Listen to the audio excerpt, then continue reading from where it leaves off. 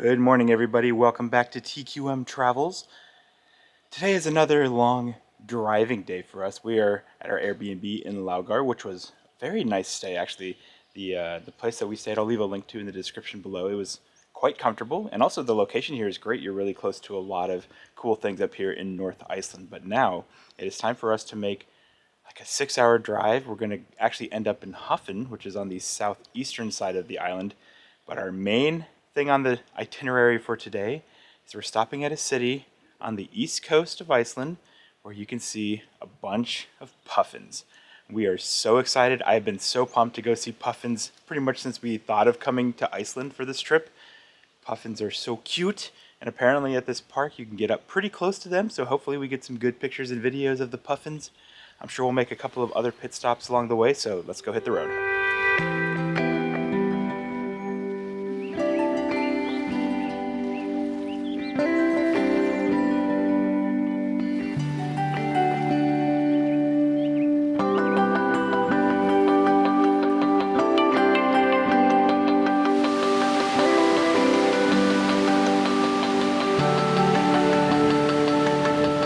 So after driving for 2 hours, we're taking a little rest break here at Rjúkandafoss. You can see behind me here, it's a pretty cool looking waterfall. It's a nice little parking area right off the main ring road. Not too long of a trek, about a 5-minute walk to get up close to the waterfall. Hello. So it's a pretty nice little rest stop to check out the waterfall, to break up the drive. So let's go get some photos and videos here, and then we'll get back on the road.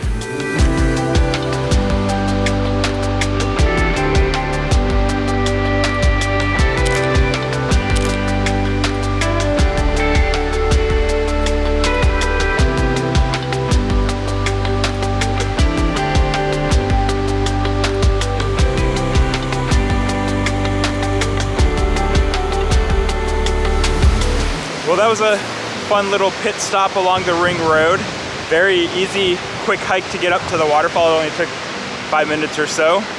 It's not too steep, nice and gravelly and flat. Also, yes, trash cans, no bathroom. Okay, yep, that's true. We saw some trash cans. So And recycle cans. So you can throw away your trash. And recycle cans. So, time to hit the road again. And now our next stop is gonna be the Puffins. I'm so excited. Let's go see some adorable puffins.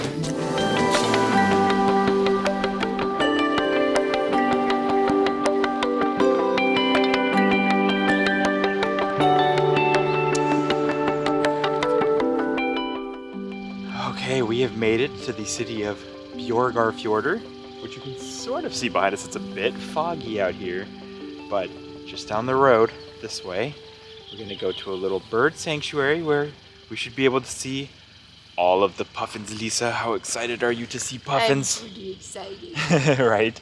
We saw so far a couple of puffins on our whale watching tour, but we are ready to see some up close and personal. Hopefully it's not too foggy to see all of them. So let's go see some cute puffins.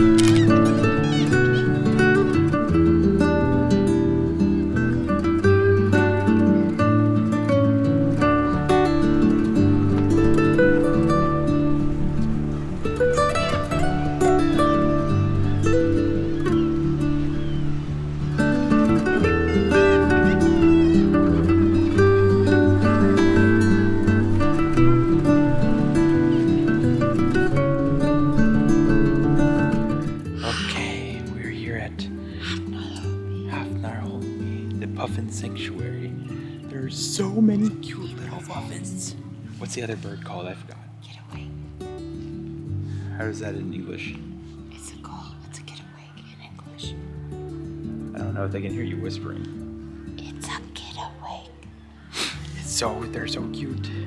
All of the puffins just nesting and flying around and puffining, pooping. Sleeping. Oh yeah, Becca's doing her best puffin impression. Their little wings are so tired looking. They're just like, oh my gosh, what a great little spot. You should definitely come out here. I believe they're in the area from May to early August, right? So even on a dreary day like this, we're still able to clearly see all of the puffins puffining around. Oh yeah, you're so close to them. You can get some great close-ups of the cute puffins. Oh, they're so cute. I love puffins so much. So we're gonna go hit the road now because we have a long stretch of driving before we get to Höfn, where we're staying tonight. So let's hit the road and we'll check in with you guys at the end of the day once we arrive in Höfn.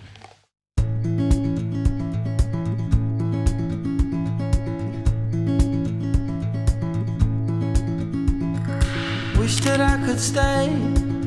Wish for this moment to never go away. But it's all in my mind. And though I know that there is nothing to find. Alright, well we are on the drive down to Höfn and we took a little stop here at Iceland. This is a city right along the ring road and we were pretty hungry, so we found this restaurant behind us called Nielsen, which Is bougie. yeah, it's really, really fancy, but it was delicious. We were a little bummed out when we were planning this trip because we really wanted to try Dill, which is probably the most popular restaurant in Reykjavik because it's a Michelin star restaurant, but it was booked up. But apparently the chef lives here now and he opened up this restaurant and the food is spectacular. Oh my god. Icelandic tapas. Yeah, it's like Icelandic My tapas. face for this whole thing. Oh, they were so good. And we also got lucky because right now for this week only, the bartender here is like a really famous bartender. I'll put his name right down here below. I forgot what it was. An Icelandic book, the first Icelandic book of cocktails. Right? And Lisa was able to get like a really good non-alcoholic version of some cocktails. I had a couple of just regular And ones. rhubarb. They love rhubarb. Oh yeah, I and love all the rhubarb, ingredients so. were Icelandic. Everything was super I fresh ate and this delicious. clover thing that was tangy. Right? And like they had potato chips and they had like cloves or allspice on them. It was out of control. It was delicious. But so if you're in the area, I if ate you're a along, reindeer today, guys. we also saw a reindeer on the way as well. But we didn't eat the same one we saw. Yeah, we had reindeer tartare, like some beef and some lamb chop, like barbecue lamb chop. No, lamb ribs. Yep. They were so good. So if you're along the ring road, this is definitely a great place if you're looking for a fancy meal along the way. Though you probably won't get the bartender, so these for you. That's true. But we are going to finish up this drive and we'll catch up with you guys once we finally arrive into Höfn.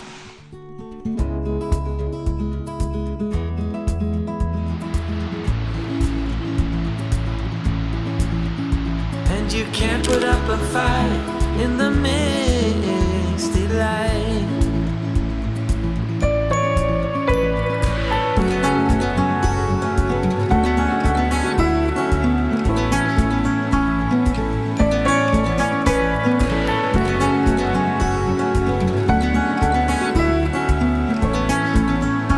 In the misty light.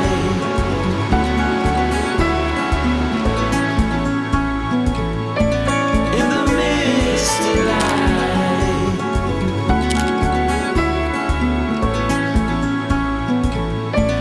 In the misty light.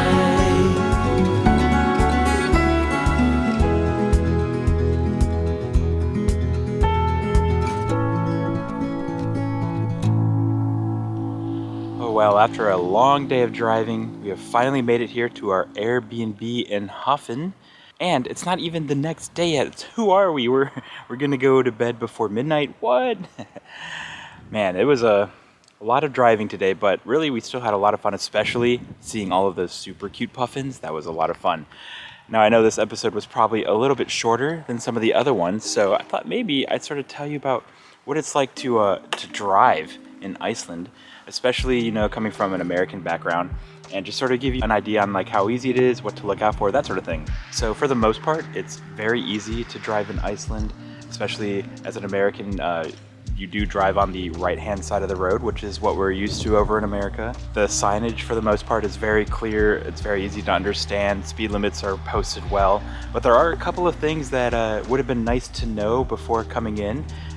So I thought maybe I'd share my thoughts with those for you guys. So if you decide to travel to Iceland, you might have a little bit of a heads up as well. So first off, with gasoline, it's a little different than America because the gas pumps are actually green. The diesel pumps are black, so it's actually backwards from what we have in America where the diesel pumps are green. So here in Iceland, you will be using the green pumps if you're driving a regular car like we are here. Also, gas is very expensive here. I didn't like think about it at first because I was like, oh look, it's only like $3 or so, and I was thinking it's like $3 a gallon, but it's like $3 or $4 per liter, which is significantly smaller than a gallon. So gas has been pretty pricey. So there are a couple of other things to keep in mind with gas stations here in Iceland as well. First off, for the self-service pumps, you'll actually want to make sure that you have a credit card or a debit card with a PIN number. They don't accept anything other than that, and your zip code does not count. So we had to use our debit card anytime we were pumping gas here.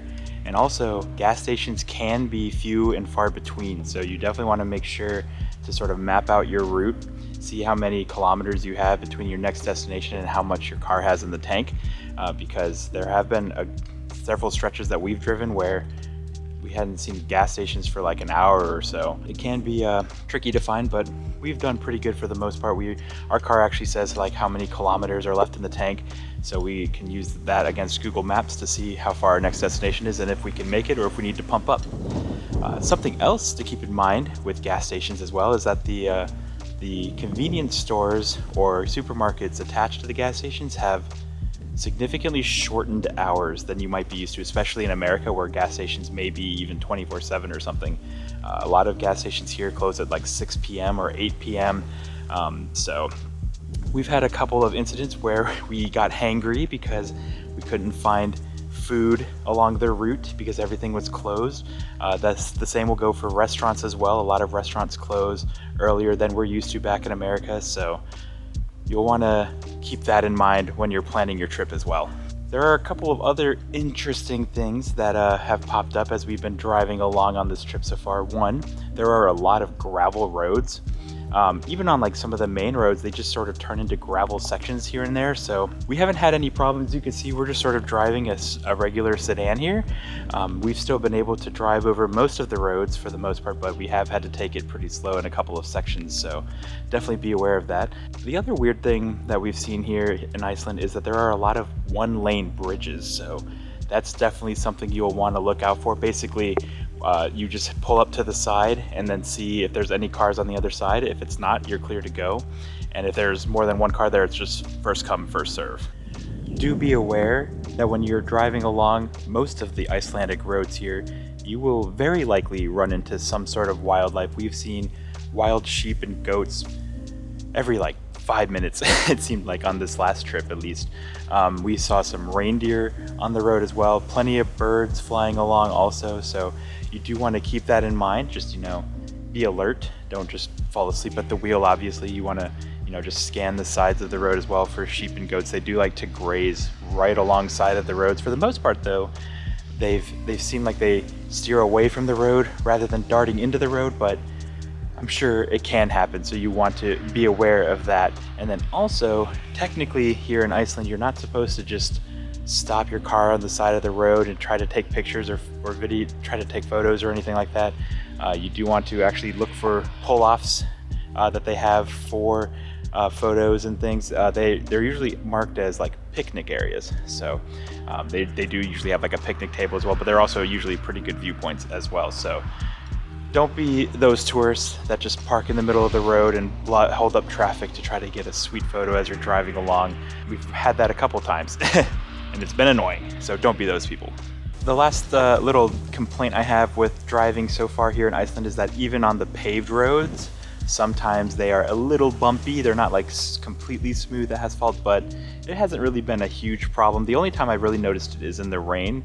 There's a couple of areas where it could be pretty easy to hydroplane if you're not careful, but we really haven't had too much problems, and it's rained a pretty good bit, and it's rained a pretty good bit on us here. So it may sound like I'm complaining a lot about driving here in Iceland, but really, they're very minor complaints, and honestly, the driving here has been spectacular. Like, it's almost an event in itself because the scenery around the drives have been beautiful. And it changes from like one area to the next. Like, we'll be in the mountains driving, and then 30 minutes later we'll be in some grassy plains with rolling hills, and then in another hour giant snow-capped mountains appear on the horizon, and we were driving along the ocean and near some mountains, and it's been awesome. The views here are stupendous. There's waterfalls and rivers and lakes and oceans and mountains, all kinds of beautiful scenery in the area, and it's really nice being able to take everything at our own pace, especially with the schedule that we've been using lately, where we've been staying up really late in order to see some of these attractions late at night when the crowds are dead. Being able to drive on your own free will is quite nice. I would highly recommend it if you decide to travel here to Iceland. But that's gonna be it for this episode, guys. We are ready to get some sleep because we have a busy day tomorrow as we begin the adventures here in South Iceland. We're gonna be checking out several waterfalls and canyons and beaches along the way, so you definitely want to be sure to subscribe to the channel if you haven't. Also, if you enjoy this content, give this video a thumbs up and ring that notification bell. And until next time, guys, cheers.